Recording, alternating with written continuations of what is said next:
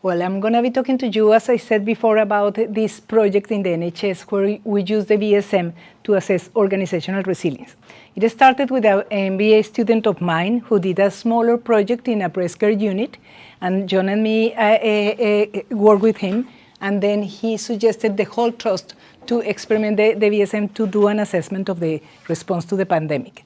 So it was a really interesting learning. We were focusing in trying to understand which were the organizational adaptations and in particular the emergency command structure that they created in the whole of the UK to manage the pandemic in the hospitals. As you can imagine, the NHS is a hugely complex organization, and the challenges to deal with the COVID were enormous. They have to transform clearly. I mean, they were working with staff shortages, they have to go to work online, they had to change the patient's pathway, they redeploy staff, and so on. So what we did was we used the self-transformation methodology to try to cover the different stages to help them to find out how to self-transform. And this is the example. We used 5 workshops online using Zoom and Miro. And we did about 60 interviews and about 1,000 surveys. What we found out firstly was using cartoons with the people, their feelings about the pandemic, and you could see from some of the cartoons, people were exhausted, people were scared, they were not sleeping, they were overworking, there were social unrest, there were all sorts of issues, new issues that they needed to address very quickly. We did what we call a recursive analysis of the trust and identified the system in focus group that were all the areas of the trust that were working directly in managing the COVID patients, and all the yellow bits was what we call the system in focus. And it was challenging because we had to do a VSM analysis of that system in focus that was a temporary organization. And we did it, we did the analysis, and we identified the different roles from the command structure and at the operational level of the wards dealing with COVID patients. And we started seeing all sorts of pathologies and all sorts of difficulties that they were facing. We did these workshops with people. We invited people to map the VSM online in Miro. And we pick up all sorts of issues that they were addressing and started seeing some repetitive patterns about the issues that they were dealing. And we managed to do a kind of very, very, very deep diagnosis. And then we helped them to assess their command structure.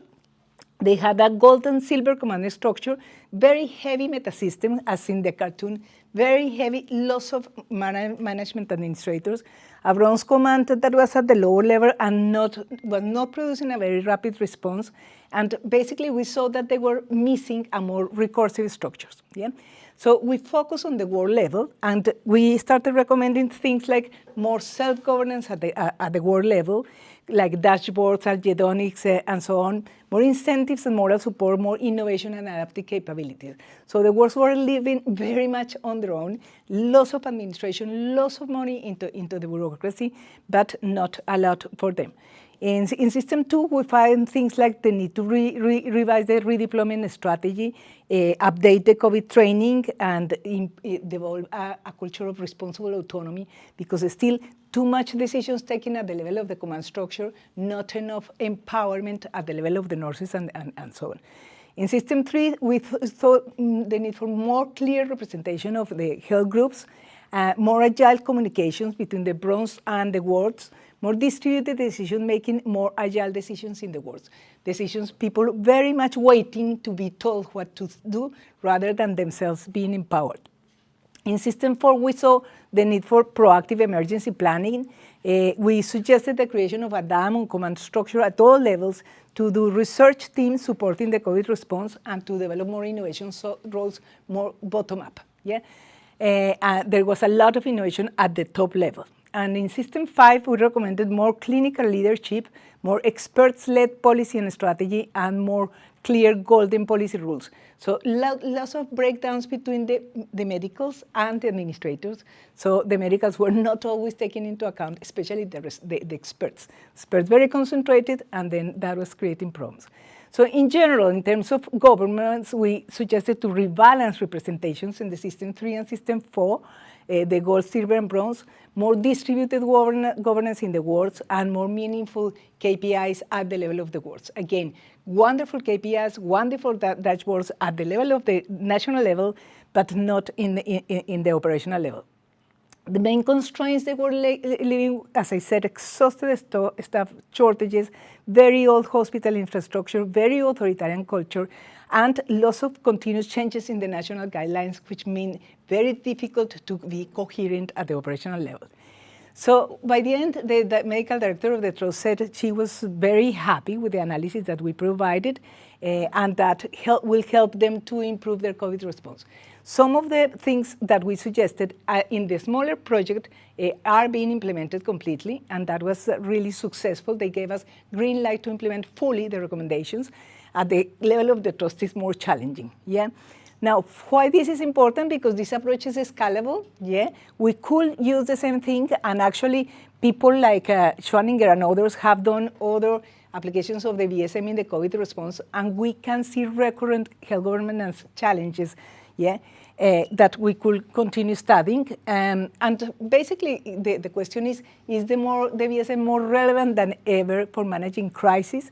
Yeah, for me, self-management is about, VSM is about self-governance, and this is fundamental for managing crisis, to develop capabilities, to have requisite variety, to co-evolve with the environment, and so on. So the question for discussion is what needs to be done to further develop the VSM, for example, to support global crisis and to support health governance, and now issues like global peace. Yeah? So that's the question that I would like to discuss with you in the next 20 minutes. Thank you.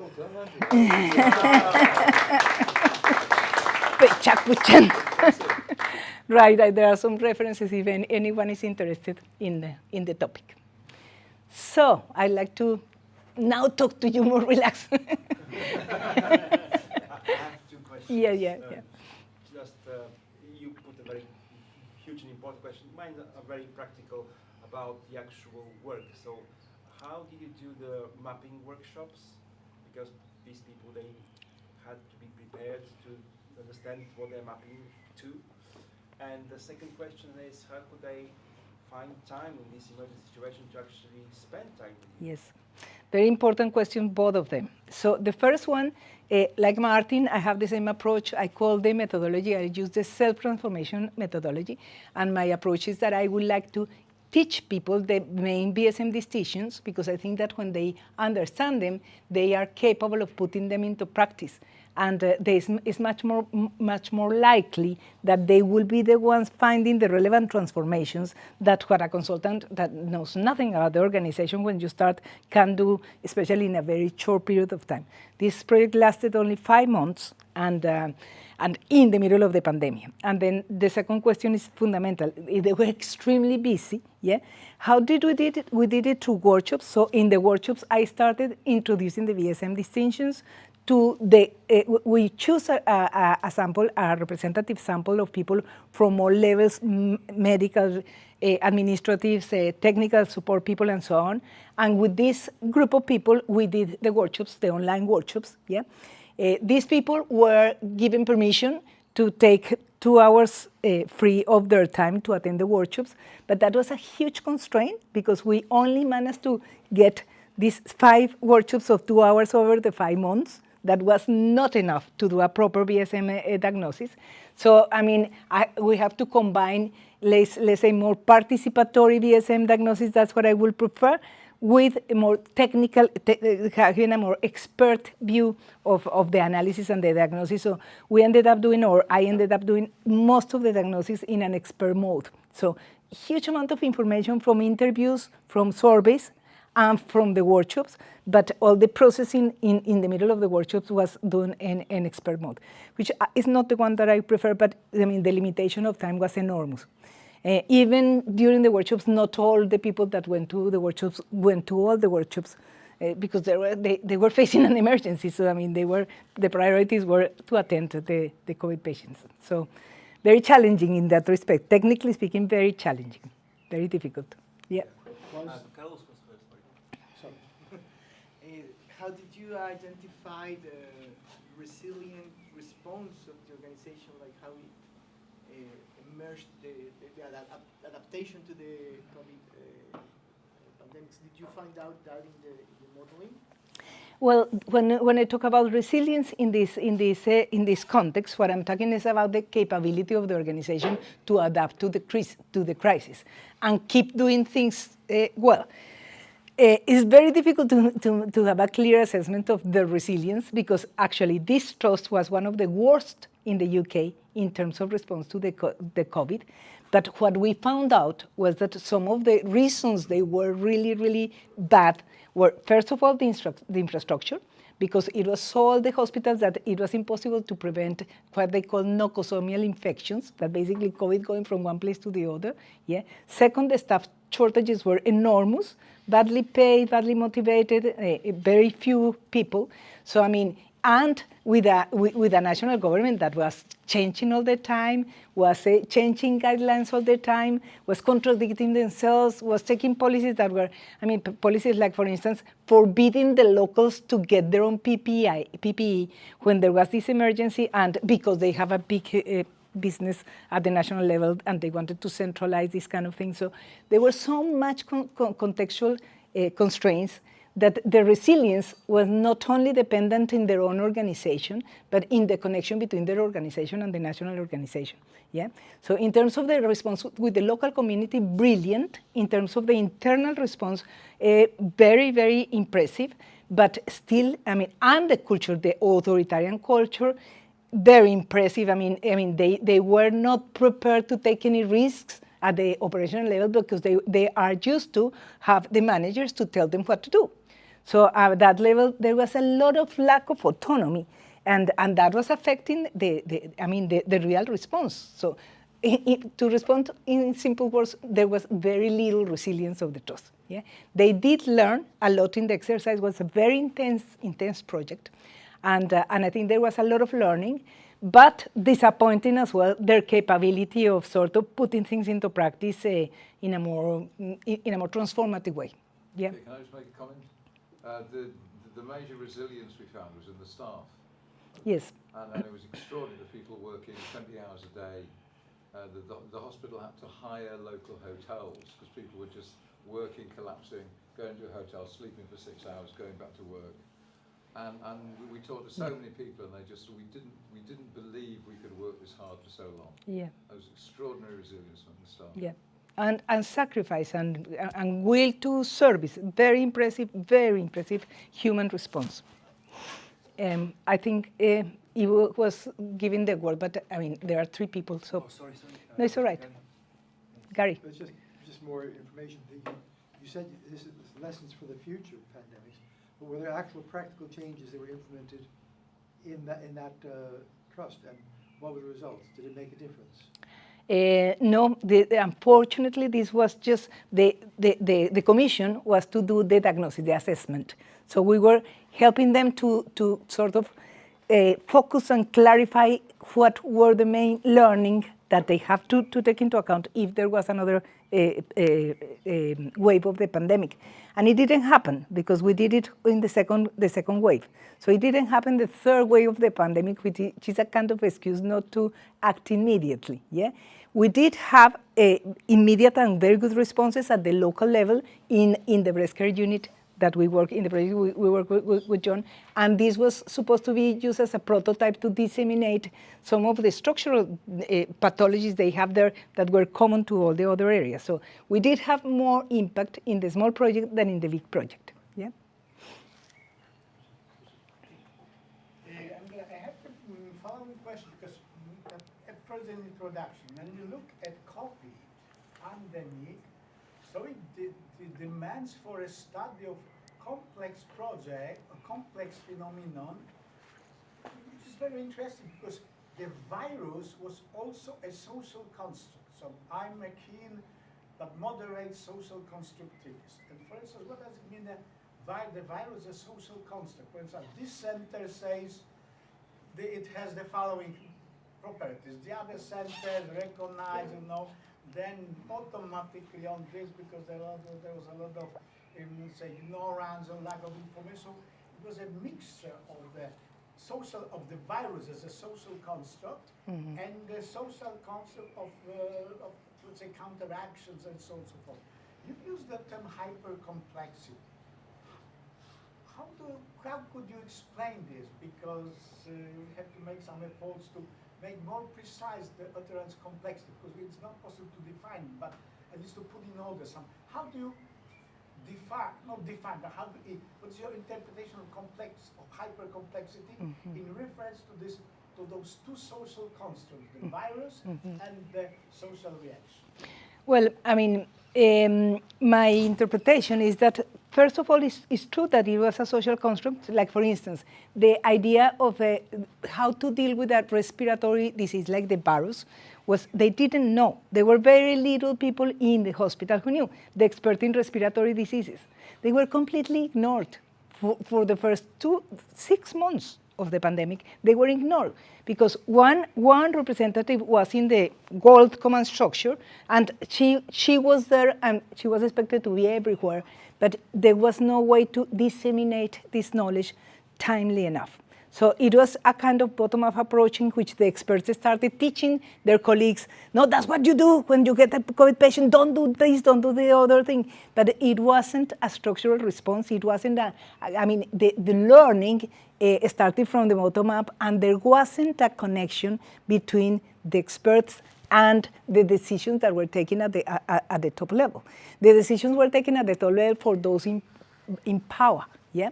So, I mean, there was a lot of gaps in terms of understanding the pandemic, understanding the way of dealing with that, learning about it, disseminating the learning, and that causes enormous amount of lives, yeah? This incapability of quickly learning, disseminating, putting into practice. So I mean, because of this really, really complex structure.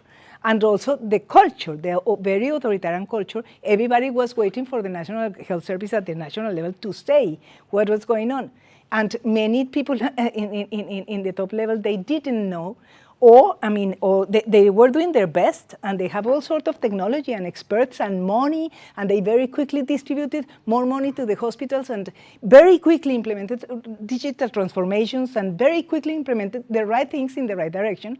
But internally, the changes were not enough to address the complexity of the day-to-day operations. So many decisions in the wards were taken by people that were not well informed, that were not well prepared, or that didn't have enough power to change things and to make things in a way that will prevent more losses of life.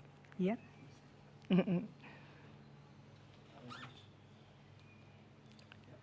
I'd like to come back to the approach issue that somebody raised before. You say you had little time and little access to people, high pressure to come up with results.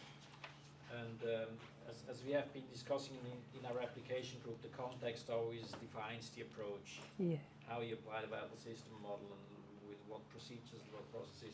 However, it came to mind that actually that's a typical situation. Because whenever you start working in an organization, whatever it is, business or non-business, there's a small group who starts to talk about the organization structure. Yeah. Everybody in the company knows immediately that there's a discussion about the organization going on, and that's of highest interest for everybody. There's no communication problem at all in that case. Everybody knows it's in discussion. So people start to become less productive. They care about themselves, to turn inside the organization, start to talk about interests and potentials, what happens with me in the organization, the fears and so on. So you need that time very short anyway in any application, because you cannot afford to work for a year or for 2 years on an organizational change, because meanwhile the company would have been bankrupt, or the good people would have been gone. So you have to keep it short and very, that's actually the typical situation that just came to my mind.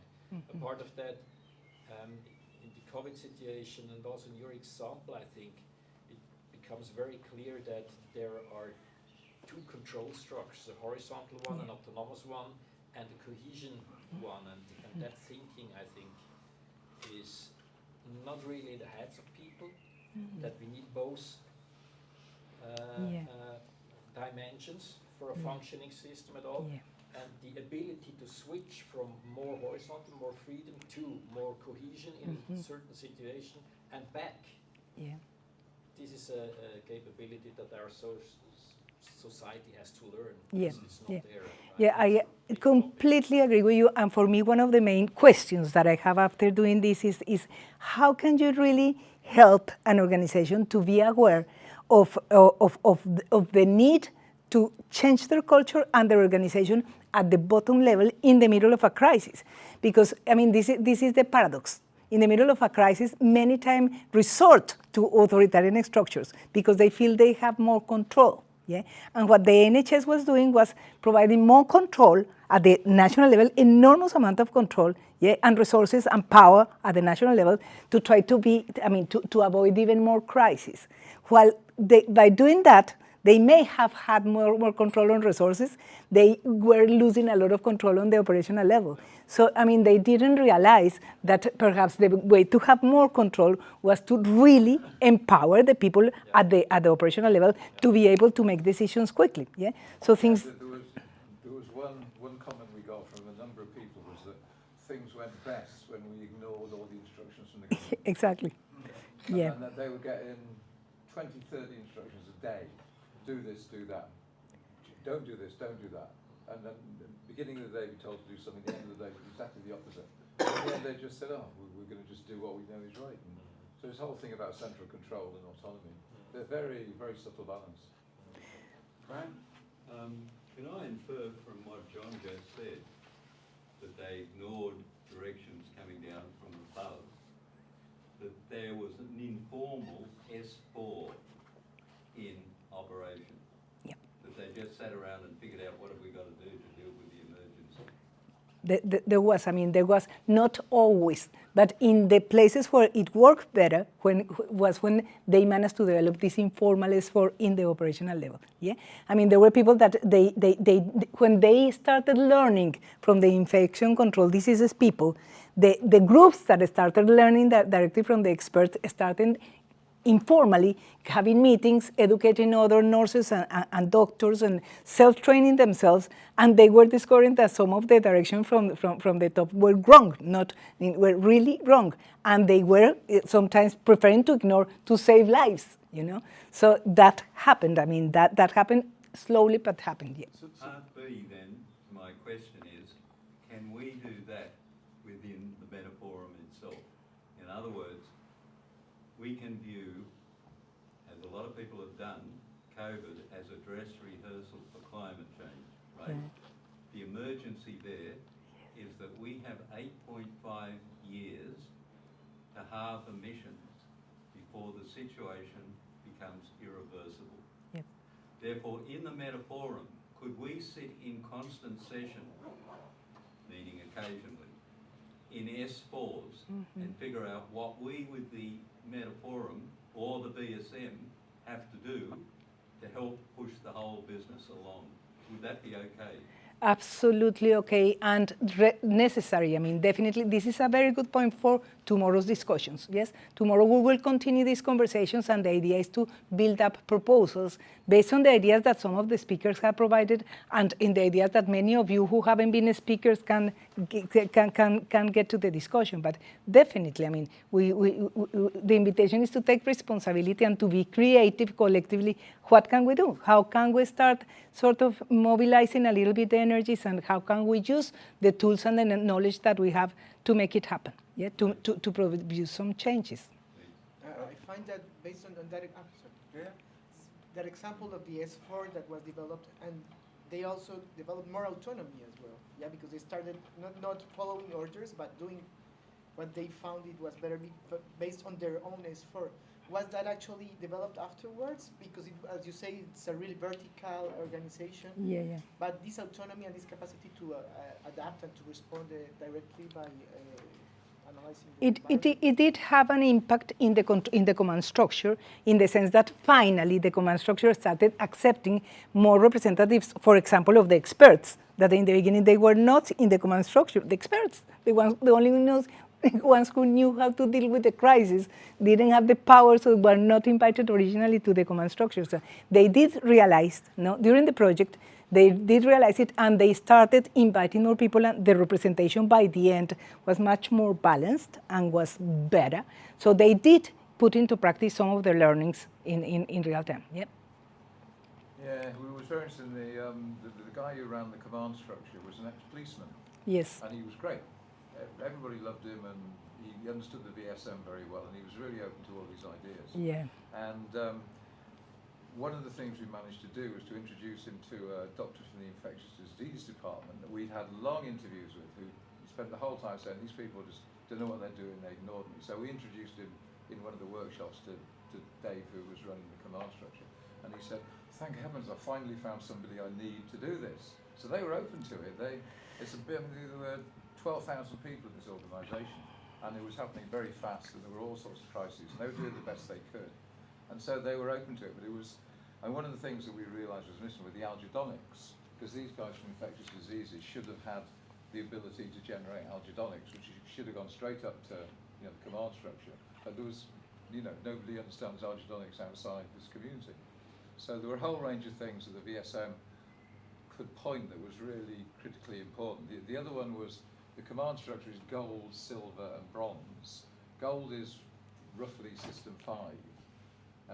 Silver is 3, and bronze is the operational bit. So there's no 4. And they were doing bits of 4, but everybody we talked to at the operational level said, what's really frustrating is that we're great reactively, but we do nothing proactive. And there was a summer, the trust we were at, there was a lull in the summer, and there was plenty of time to prepare for the next wave, which everybody knew was coming. And everybody we talked to, we were all saying, why aren't they doing anything? Why aren't they preparing for the next wave? And the answer is, because they didn't have a proper system 4 in place at the command structure level. So that's what Andrew was talking about, the diamond. We said, okay, we've got the gold, silver, and bronze. We want a diamond in the middle, which would be the system 4 then. And also we suggested a team command structure that was at the world level. Yeah, we said, great. They really understand the idea of real-time management and coming from the police and the army, because the director of the hospital was an ex-army military. No, so they did have these ideas very, very much in terms of rapid managing crisis, but they didn't lower them down to the level of the world. So our recommendation was, teach people, you are very good in terms of managing emergencies, teach people at the level of the world to manage emergencies, to do these emergency meetings, to represent themselves, to connect with the others, because that was, the broken communication was between that very powerful, very well organized, very technical, very good command structure that was not filtering that information in real time to the world level. And they learned an awful lot, because there was stuff that we read from the first wave, where the command structure was giving detailed operation instructions down at the ward level. And they were saying, none of this is working. We mustn't give this detail, we must give the general feel of what we're doing down to the ward, and let the ward decide the details. So very much, the system 3 says, okay, this is overall what you need to do. And then it's done on the horizontal axis, because they're dealing with the environmentality on the horizontal axis. So, they changed a lot over the time. And they were one of the things that we were quite surprised about is that the hospital, I think most hospitals for a long time have been talking about empowerment and more autonomy at the ward level. And they're saying, we just don't understand it. Every time we have a strategy meeting, we talk about more autonomy, and it just never happens. And they're trying to use an authoritarian structure and encourage autonomy. And we were saying these two don't fit together. There's a change that's needed in order to do this. So the work we did in the breast care unit, we presented to the chief executive, who we thought was just interested. And at the end of it, he said, okay, this is great, go ahead, do it. And something else, also responding to Czeslav's comment on social constructs, very important is the complete schizophrenia between medical criteria and managerial criteria. The NHS has been through this new public management approach for the last many decades, no? And they've been just creating more white collars and more managerial positions, and they are the ones that are supposed to be taking the decisions, but the decision need of medical criteria, and the medical criteria sometimes was ignored. Yeah? So very important recommendation to try to change that culture and to empower the doctors to be able to participate in the crucial decisions, because many of the mistakes were done by managers that were making critical decisions without enough medical criteria. So that was one of the main, and this is generic to the NHS, to the whole of the NHS. Yeah, they try and turn it into a business. Exactly. So every operation has a certain amount of money associated with it, and the doctors and the nurses and the people who are working really hard and doing a great job know nothing about what's going on, and then every 3 months some manager will come down and say, "Oh, you lost a lot of money last month," and they say, "What money? What were you talking about?" And they say, "Well, here are your costs, and here," and the guy we were working with was saying, "Okay, well, I'll look at this, but I need to know what my costs are. So I need you to tell me the cost of this, this, and this." "Oh, we can't tell you that." but then they say, the guy said, we get hit on the head. We come down and the guy comes with a big stick and hits us on the head and tells us we're not being cost effective. So there's all these different, I mean, a lot of it is, the privatization and the turning it into a business and money focus rather than health focus. So there's a lot of contradictions going on inside. So it's been very fascinating to be working with these people. Last question, Martin.